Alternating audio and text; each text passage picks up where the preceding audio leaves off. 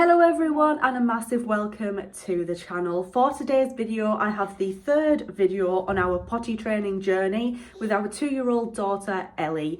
Now if you haven't seen parts 1 and 2 already, I'll link them in the description box down below so you can check them out if you want to.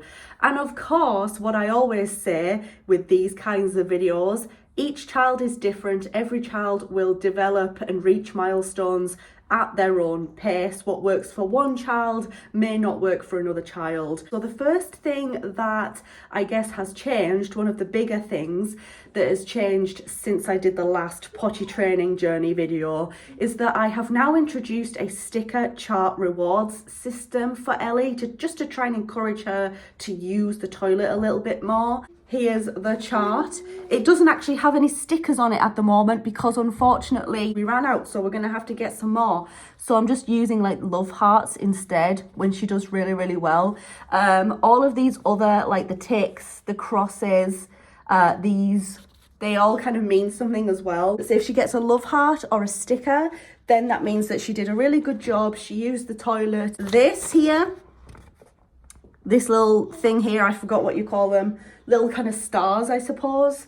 That means that she did use the toilet, but she has unfortunately lost that sticker due to bad behaviour, because sometimes Ellie can be a little bit naughty. She can be a little bit of a pain in the bum to actually get her to sit down and actually try for a wee, even if she does need one. So yeah, I've had to kind of introduce that as just a little bit of like a bit of an incentive, I suppose, to try and say to her like, oh, you're gonna lose a sticker. And when I say she's a bit of a pain in the bum about sitting down and trying on the toilet, I don't mean that she's scared. Obviously, if she was scared of the toilet, then that would be a whole different thing. I wouldn't be taking stickers off her for that.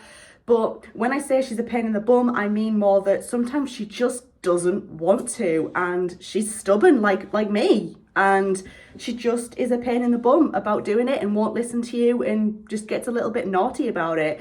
So yeah, I had to introduce that. The cross means that we had a poo accident, unfortunately, and the tick means that we had a wee accident. It's a pretty simple little thing. And underneath each like sticker or whatever, basically we'll note down the time as well, and obviously the dates at the side here. I do actually find it useful to write the time down underneath, because then it's easier for me to keep track of how often she's going to the toilet, how many leaks, accidents she's had in that day, how many times she had to have a sticker taken off her. And basically, if she gets like 5 stickers or 5 love hearts in a day, she then gets a little treat. Moving on from that, I am still taking her to the toilet every single hour, or as close to the hour as I possibly can get it. She might not need a wee, but I just want her to try anyway, because the thing is, you guys, she will say to you like, no, I don't need a wee. But then she'll try for a wee like 2 minutes later, and she'll have a wee on the toilet. So yeah, I'm still taking her to the toilet every hour for now. Obviously, sometimes she does go every hour. There's also times where she might go an hour and a half, 2 hours without going to the toilet, but I will always take her pretty much every hour just in case. Like I kind of briefly mentioned earlier, I have noticed that although Ellie is no longer scared of the toilet, Ellie does struggle with actually, you know, sitting down and trying for a wee at times, or obviously a poo, whatever she might need. So basically, to try and encourage her to not be naughty on the toilet and to kind of distract her and relax her,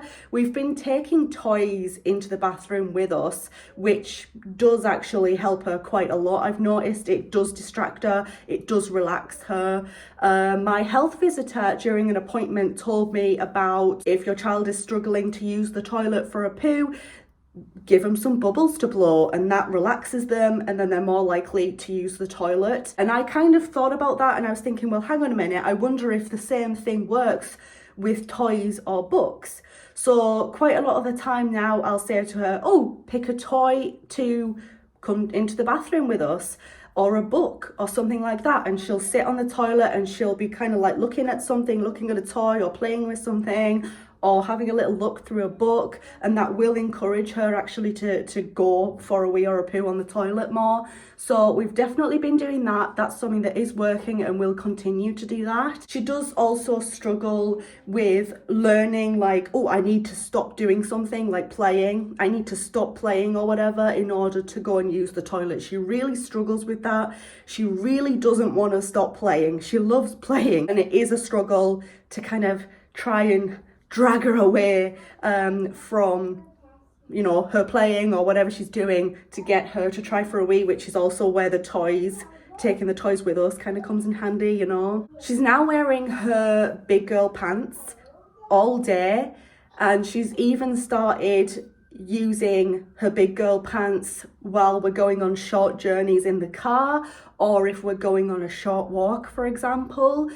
For longer journeys, for longer, like maybe, you know, a day out somewhere, or for longer car journeys or whatever, we are still using nappies just in case. I don't quite think she's ready for that yet. You know, we're taking baby steps here, guys. But yeah, for those shorter journeys, for those shorter car journeys or shorter walks, we are definitely, you know, keeping her just in her big girl pants and seeing how she gets on. Even though she may be in a nappy for longer journeys, for longer car journeys, or for, you know, days out walks or whatever, we do still prompt her to use public toilets, to try for a wee in a bathroom somewhere, just to sort of normalise it, and, you know, again, just to try and stop her. Like, we have the nappy on as a backup, but we don't really want her to use it. We do want to start encouraging her to use public restrooms, and, you know, we do still try to keep that routine of like, oh, try for a wee or a poo poo or whatever you need to do.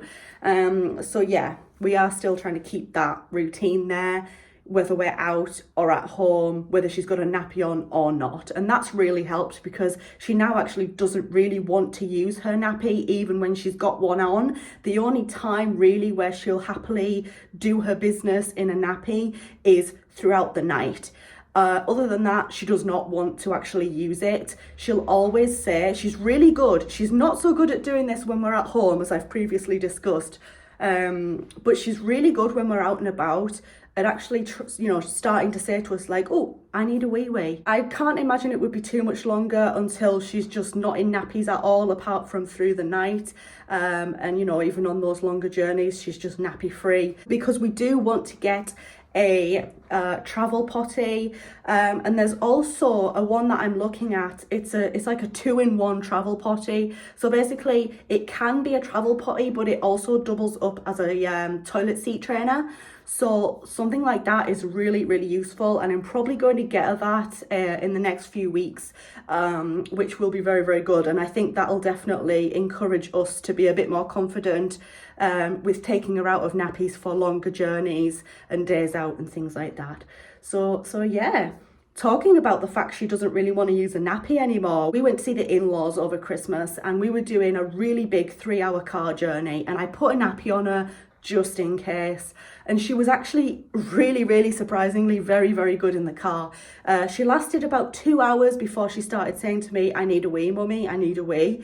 And at that point she actually managed to hold it for about 20 minutes until we got to the nearest service station. No leaks, no accidents, no problems, no nothing. She went into a public restroom, and she did, although she was very, very scared and nervous about doing it, she did actually go in the cubicle, and she did actually do a wee in a public restroom on the toilet.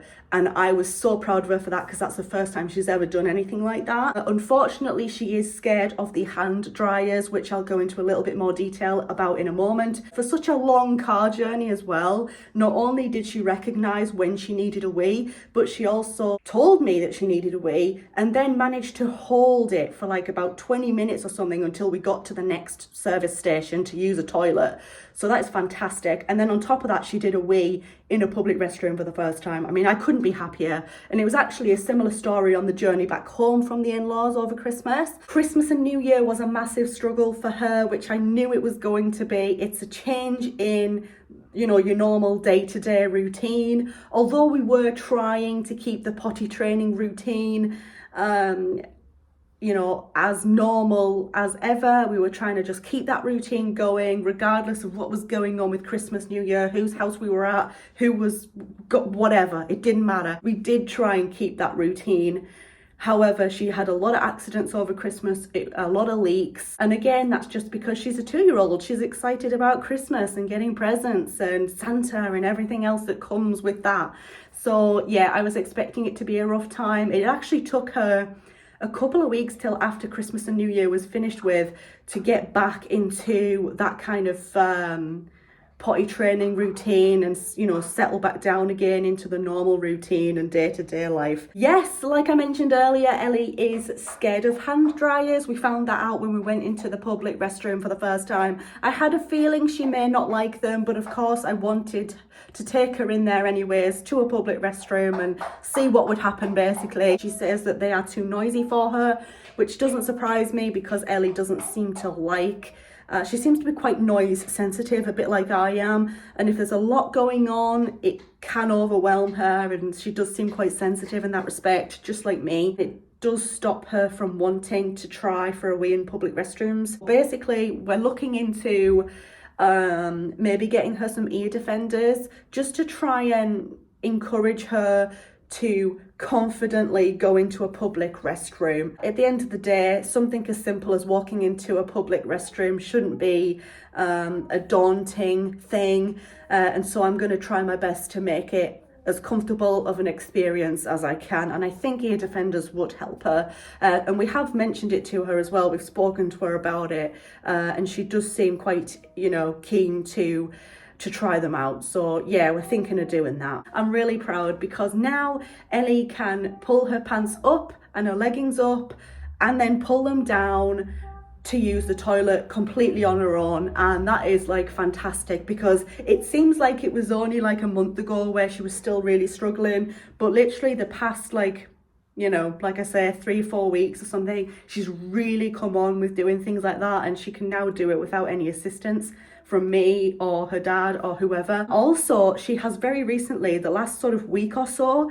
she is now starting to put on her pants and leggings completely on her own, like actually physically put them on, like get herself dressed completely on her own. She struggles with the, you know, t-shirts and things, but the leggings and the pants, like she's doing really well at the moment, which I'm really proud and happy of her for. There will be good days and bad days, and that's very much what we're going through still at the moment with potty training. We could have a really good day. For example, she actually recently went about 4 or 5 days without any accidents whatsoever, and that was absolutely brilliant. But then that was followed by like a really bad day where she had like lots of leaks and lots of problems and accidents.